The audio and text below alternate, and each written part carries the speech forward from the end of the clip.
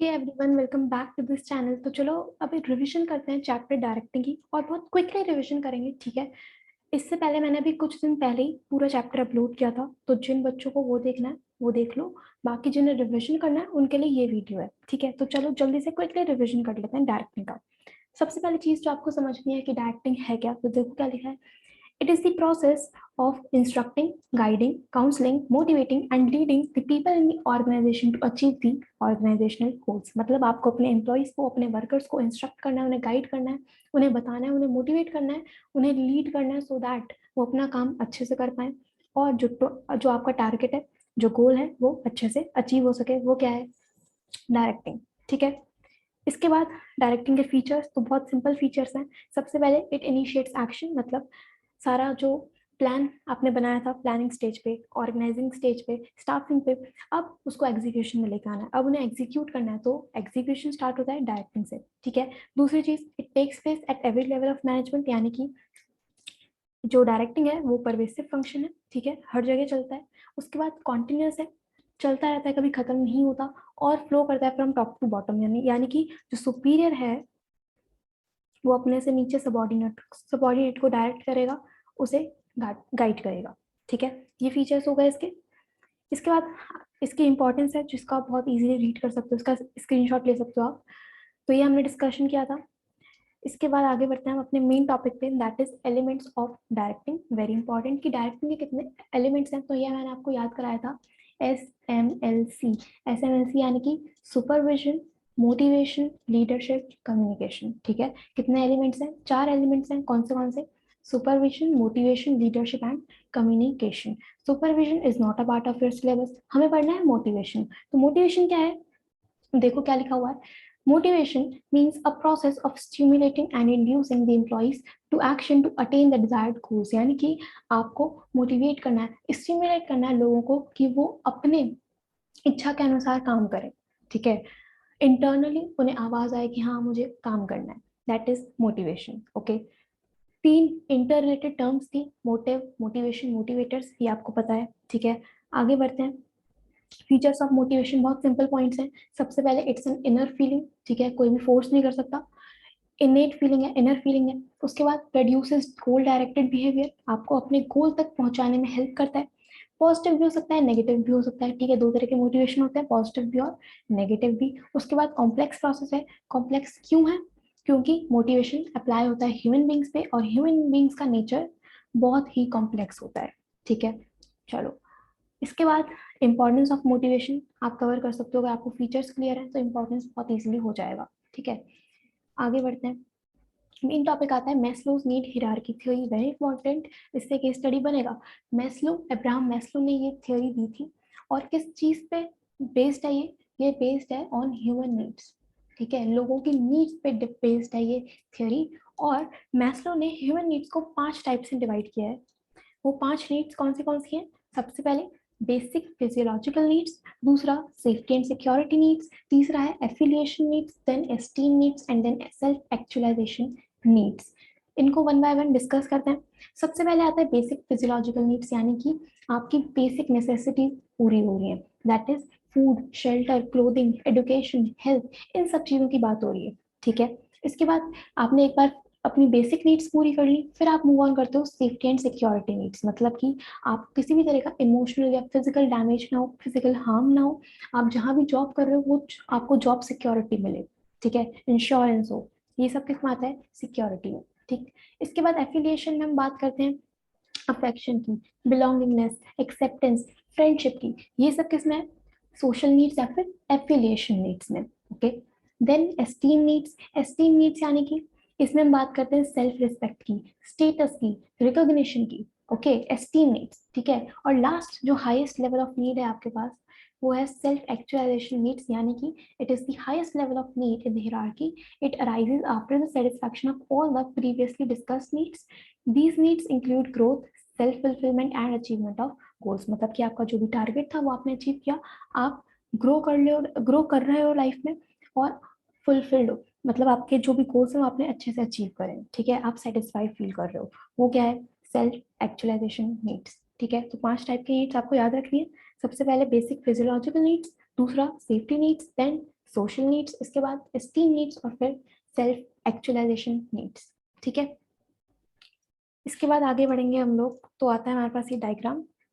Then incentives, कितने तरह के इंसेंटिव्स होते हैं जिसके थ्रू आप लोगों को मोटिवेट कर सकते हो। ठीक है, तो incentive means all the measures which are used to motivate people to perform, to improve performance. ठीक है, दो तरह के इंसेंटिव्स हैं, सबसे पहले फाइनेंशियल, दूसरा नॉन फाइनेंशियल। ठीक है, या फिर बोल सकते हो monetary incentives, non monetary incentives.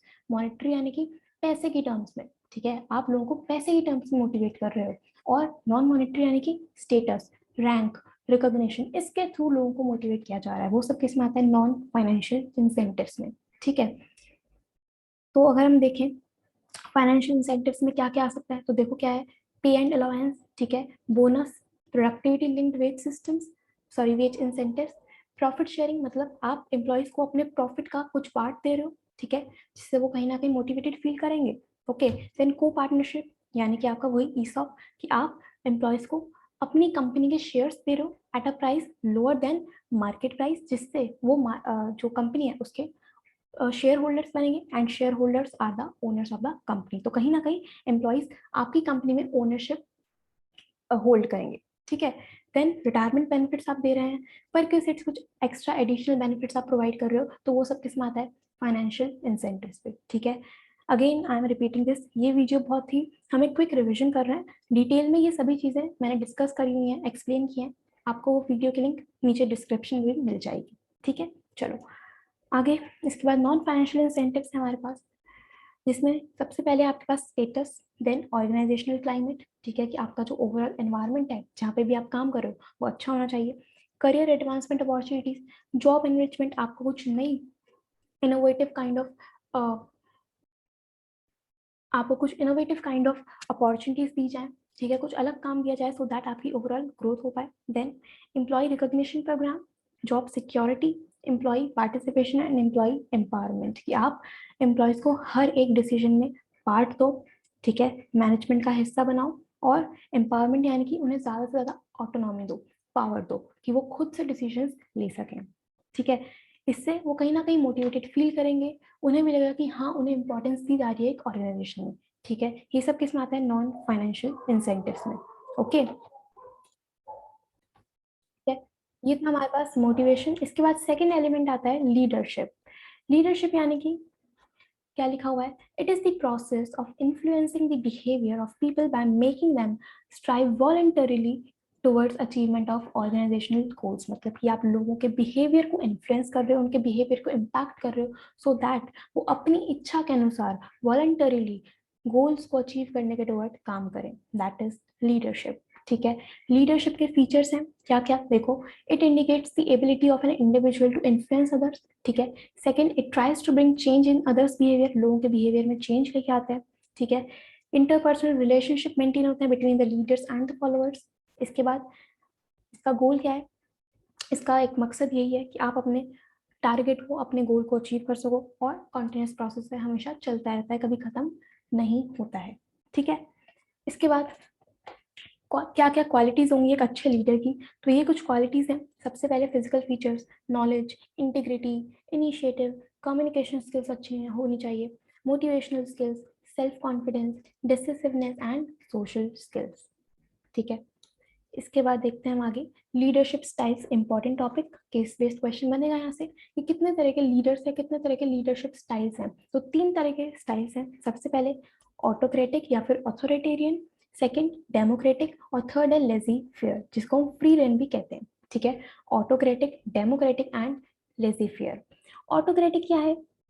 Autocratic का मतलब होता है कि जिसमें एक लीडर ही सारे डिसीजन मेकिंग करके चलता है, वो बस ऑर्डर्स देगा सबॉर्डिनेट्स को, और सबॉर्डिनेट्स को उसी तरह से काम करना पड़ेगा। ठीक है, यहाँ पे सबॉर्डिनेट्स को मैनेजमेंट में पार्ट नहीं लेने दिया जाता है। ठीक है, सारी डिसीजन मेकिंग पार्ट किसके हाथ में है? लीडर के हाथ में। ठीक है, बाकी इसके एडवांटेजेस और डिसएडवांटेजेस आप बुक से रीड करोगे तो क्लैरिटी मिल जाएगी। ठीक है, चलो इसके बाद अगर हम देखें डेमोक्रेटिक क्या है, तो डेमोक्रेटिक का मतलब होता है जिसमें डिसीजन मेकिंग मिलके किया जाता है, सबॉर्डिनेट से भी उनके आइडियाज, उनके ओपिनियंस मांगे जाते हैं, सो दैट वो भी वहाँ पे इंपॉर्टेंट फील करें। ठीक है, तो सब कुछ म्यूचुअली मिलके किया जाता है, वो क्या है? डेमोक्रेटिक। ठीक, इसके बाद लेजे फेयर यानी कि इसमें सारी जो फ्रीडम है, सारा डिसीजन मेकिंग कौन करता है? सबॉर्डिनेट्स। बस जो लीडर है उसका रोल क्या है कि वो आपको रिसोर्सेज प्रोवाइड करेगा, वो आपको रॉ मटेरियल प्रोवाइड करेगा। बाकी सारी डिसीजन मेकिंग पावर, सारा कंट्रोल किसके हाथ में है?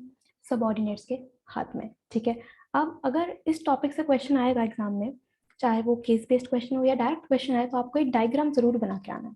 ठीक है, ये चीज याद रखना। ओके, चलो इसके बाद हमने लीडरशिप भी पढ़ लिया। लास्ट एलिमेंट है कम्युनिकेशन। कम्युनिकेशन क्या है? कम्युनिकेशन यानी कि वार्तालाप। ठीक है, conversation. That is, it is the process of exchange of information, ideas, opinions, thoughts between two or more person for common understanding. आप अपने आइडियाज, अपने ओपिनियंस, अपनी इंफॉर्मेशन, थॉट्स शेयर कर रहे हो किसी दूसरे पर्सन के साथ, सो दैट वो कोई ना कोई मीनिंग वहां से निकाल सके। ठीक है, इसके बाद हमारे पास आता है कम्युनिकेशन प्रोसेस। तो ये पूरा कम्युनिकेशन प्रोसेस है जो इसी ऑर्डर में चलेगा। सबसे पहले आता है सेंडर। सेंडर कौन है? वो इंडिविजुअल जो अपना मैसेज कन्वे करना चाहता है। ठीक है, देन मैसेज। मैसेज यानी कि the data that is to be transmitted to the receiver, that is the ideas, feeling, suggestion, वो चीज जो आपको ट्रांसमिट करनी है, वो डेटा। ठीक है ना। Then encoding. एनकोडिंग मतलब कि उस मैसेज को अब आपको कम्युनिकेशन सिंबल्स में कन्वर्ट करना है, सो दैट सामने वाला पर्सन कुछ ना कुछ मीनिंग वहां से निकाल सके। ठीक, एनकोडिंग हो गया। उसके बाद आता है मीडिया। मीडिया यानी कि वो पाथ या चैनल जिसके थ्रू आप अपना मैसेज ट्रांसफर करोगे, ट्रांसमिट करोगे टू द रिसीवर। ठीक है, फेस टू फेस हो सकता है, फोन कॉल के थ्रू हो सकता है, इंटरनेट के थ्रू हो सकता है, और भी बहुत सारे ऑप्शंस हैं। ठीक, देन डिकोडिंग। डिकोडिंग मतलब converting the encoded symbols of the sender. अब रिसीवर जो आपने एनकोडेड मैसेज भेजा उसे डिकोड करेगा, उसे कन्वर्ट करेगा। ठीक, देन रिसीवर। रिसीवर कौन है? आपको पता है, वो इंसान जिसने आपका मैसेज रिसीव किया है। ठीक है, देन फीडबैक। अब रिसीवर आपको फीडबैक देगा, अपना रिप्लाई देगा कि हाँ उसे मैसेज मिल गया है और उसने बहुत अच्छे से मैसेज को समझ लिया है। ठीक है, और लास्ट में आता है नॉइस, की पीछे से कुछ भी अगर बैकग्राउंड डिस्टर्बेंस है या कुछ भी डिस्ट्रक्शन है तो वो सब किस में आता है? नॉइस में। ठीक, सही है। चलो, इसके बाद कितने तरह के कम्युनिकेशन होते हैं ये आपको पता है। दो तरह के कम्युनिकेशन है, एक फॉर्मल और दूसरा informal. Formal communication, informal communication. Formal communication यानी कि जिसमें आप ऑफिशियल मैटर्स पे बात करते हो, आप अपनी कंपनी, अपनी ऑर्गेनाइजेशन के काम से रिलेटेड ही बात कर रहे हो, ऑफिशियल मैटर्स पे बातें हो रही है, कुछ भी टाइम पास फालतू बातें नहीं होती। ठीक है, इनफॉर्मल यानी कि वही चिट चैट हो रही है, गॉसिपिंग हो रही है, वो सब किस में आता है? इनफॉर्मल में। ठीक, तो यहाँ पे आप चिट चैट्स करते हो, ठीक है, गॉसिप्स, ये सब किस में आता है? इनफॉर्मल में। ओके, फॉर्मल की बात करें तो देखो क्या लिखा है, this type of communication flows through official channels designed in the organisation chart. It is concern with official matters, can be oral और रिटन। ओरल भी हो सकता है और रिटन भी हो सकता है। दूसरी चीज, फॉर्मल कम्युनिकेशन कितने टाइप्स के होते हैं? तो दो तरह के फॉर्मल कम्युनिकेशन है, एक वर्टिकल, दूसरा हॉरिजॉन्टल। ठीक है, कम्युनिकेशन के दो types, formal and informal. Formal के भी दो types, vertical and horizontal. Okay, vertical communication क्या है? वर्टिकल में भी दो चीजें आती हैं, एक अपवर्ड और एक डाउनवर्ड। अपवर्ड यानी कि नीचे से ऊपर। ठीक है, ये है अपवर्ड, मतलब जो सबऑर्डिनेट है वो सुपीरियर के साथ कम्युनिकेट कर रहा है। एंड डाउनवर्ड यानी कि ऊपर से नीचे। ठीक है, ये है डाउनवर्ड, यानी कि सुपीरियर सबऑर्डिनेट से कम्युनिकेट कर रहा है। ठीक है, तो वर्टिकल में दो आएंगे, अपवर्ड भी और डाउनवर्ड भी। हॉरिजॉन्टल यानी कि सेम लेवल पे डिस्कशन हो रहा है, सेम लेवल पे ही कम्युनिकेशन हो रहा है। ठीक है, वो किस में आता है? हॉरिजॉन्टल में। ओके, देन अगर हम बात करें इनफॉर्मल की, तो इनफॉर्मल क्या है? Communication that takes place without any formal lines of communication is called as informal communication.